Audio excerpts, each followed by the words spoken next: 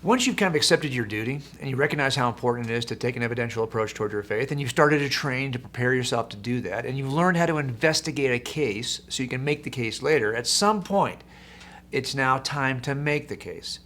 And you learn a lot from watching good case makers in trial. I certainly have. I've been, I think, around some of the best attorneys on both sides of the table and over the last few years. And I just get a great rush when I watch these guys master their craft. So I want to cover a couple of important principles before we even begin to talk about the skill set you need to develop as a good communicator. One of the questions that's asked of me all the time is this one.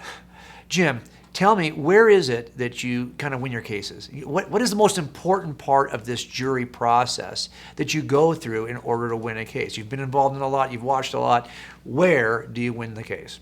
Is it in, for example, is it an opening statement? Is that what it is? A really good and concise opening statement or a thorough, tell me, is that where it happens? Not really. It's important, but I don't think that's where we win our cases. Is it in the evidence show, that course of time in which we present all the evidence to the jury over several weeks? That's important, of course, but I don't think that's where we win our cases. Is it in the closing statement, you know, that thing you do at the very end, the closing argument rather, that thing you do at the very end?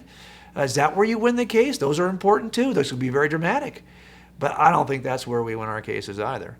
Well, then is it in the jury room where you know jurors are deliberating? Well, of course, that's critical. But that's not where we win our cases. Now, I'm going to tell you the sad truth and kind of the really bizarre reality of cases. We win our cases at jury selection. Think about that for a second. That's right, at jury selection. If you don't pick the right jury, nothing happens. Nothing good happens. It takes the right jury to get to the right conclusion. Because if you've got a jury that's got a certain number of biases or a certain number of presuppositions, you may never overcome those in the course of the trial. That's why we have a process called jury selection. And that process is important because both sides, the prosecutor and the defense attorney, get some impact. They make decisions about which jurors they think will work best on that particular jury. This is an important process. Jury selection is critical. In fact, I do think it is where we win our cases. So let me give you what I call forensic faith principle number 1 when it comes to communicating your beliefs. Pick your jury carefully. We don't often think of jury selection the way that attorneys do before they make a case. They know it's critical. They want to be successful in making their point. They want people to, at the end, believe that their view of what actually happened, of what actually is in fact the real view, the true view. But they are also careful and wise enough not to pick the wrong jury, because if they do, nothing good is going to happen. This is true for both sides, by the way. So let me give you an analogy that may help you rethink the way you've been communicating with your friends and family members, with the people around you, to help you become more effective as both a jury selector and then as a communicator. When we pick a jury, we're picking from a broad field.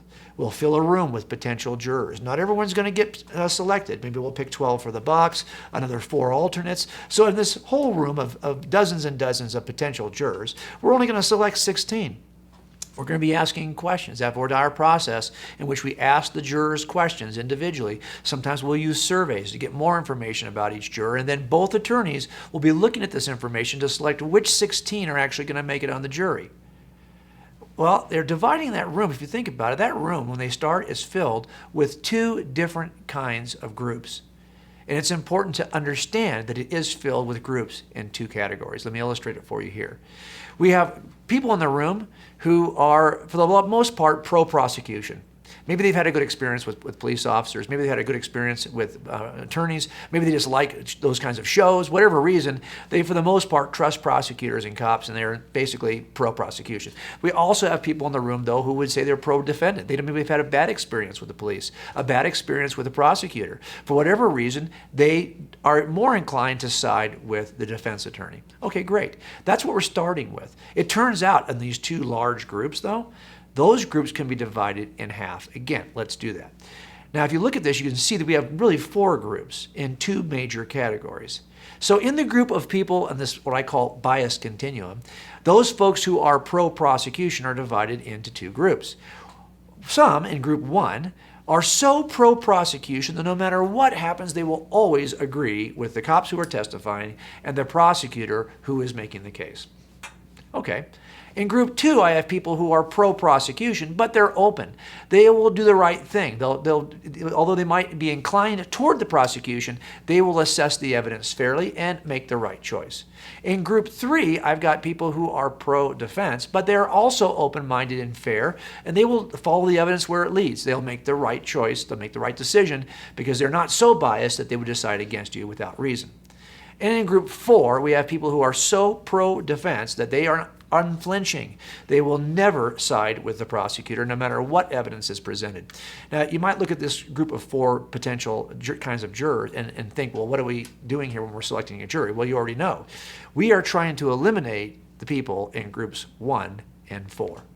We're trying to find the people in the reasonable middle who will listen to the case fairly, even though they might be inclined one way or the other, and make a good decision based on the evidence rather than their presuppositional bias. In other words, defense attorneys want to eliminate everyone in group 1 because that won't help them, and prosecutors want to eliminate everyone in group 4 because they clearly aren't going to help them.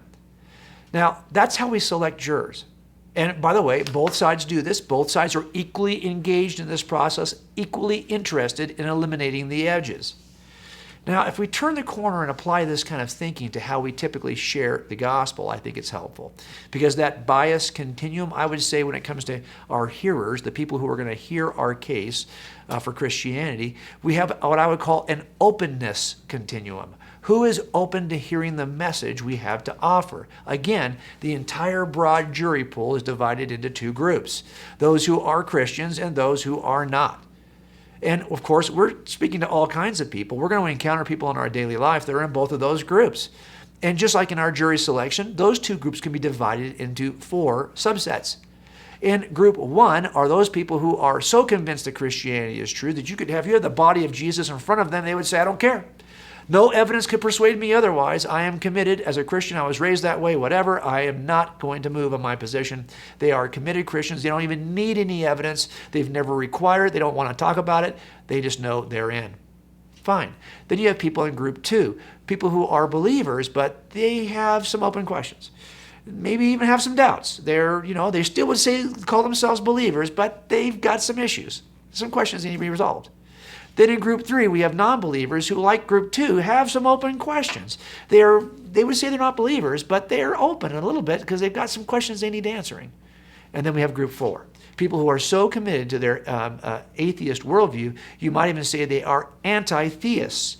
And I encounter folks like this all the time when I'm in open public forums, like at universities, and I'm presenting to a university crowd. If the atheist group is there, these folks are live tweeting profanity to me on my Twitter feed because they are so committed. They are anti-theists, basically. Here are 4 groups. Now, here's my question. How can we effectively pick a jury from these 4 groups? It's kind of like our jury selection in criminal trials. I call this the 3-quarter principle because although I have these 4 groups who are actually hearing what I'm saying, or at least they're open, or they're standing in front of me maybe, only 3 of the 4, 3/4, are really reachable at this point because the people in group 4 are so opposed that they are not hearing a thing I say. They are actually, before I can even finish a sentence, offering the objection. So it turns out that 3 of the 4 groups are hearing what we're saying. Now you might ask yourself, is there a different approach to each group? Yes, of course there is. In group 1, you might think, well, why do I even need to make a case for group 1? They don't need the evidence. They are already in. They don't even care if you showed them evidence to the contrary. Well, I make a case and help people in group 1 make a case because I'll bet you that their own kids are probably in group 2. Now, if you've got students in your own life, your own kids, or friends who are in group 2 kind of wondering, they want to hear the answers to their questions. And guess what? They probably want to hear them from you, the Christian they know. So if you're in group 1 and you don't think you need to have an evidential view, how are you going to help anybody in group 2? So I think I want to make a case, and you should too, to everyone you know who's in group 1, because they can help make the case to group 2. So of course I want to reach people in group 2 and 3. They are open and want their questions answered. These are perfect people to hear the case for Christianity. But what about group 4? I've got people in my own family, and I for many years was in group 4.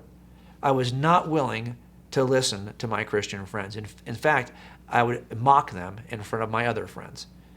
And if you're in group 4, you might think, well, why even spend time with that person? What do I do with group? I want to share the evidence with everybody, but I have a special approach to group 4. Group 4 is the group that I want to be praying and modeling Christ for. Because even in my own family, while I may not get a chance to make the case for my group 4s because they're not listening, I can model the love of Christ to them. I can be praying for them, and then something magical happens. At some point, when God moves them from group 4 to group 3, they're available to hear the case again. And as a matter of fact, I suspect they'll remember every word. That was my situation. Once God moved me from group 4 into group 3, then suddenly all the conversations I had with my friends all came back to me. I remembered all that stuff. I wasn't willing to even look at it when I was in group 4. But once God moved me to group 3, I was ready to hear the evidence. And I can remember when it happened, thinking to myself, why now am I suddenly interested in this? Well, because God moved me from group 4 to group 3. So as you think about beginning to make the case vocally for what you believe, take the time to start by selecting your jury wisely and then approaching your jury wisely so you can make the most of your forensic faith.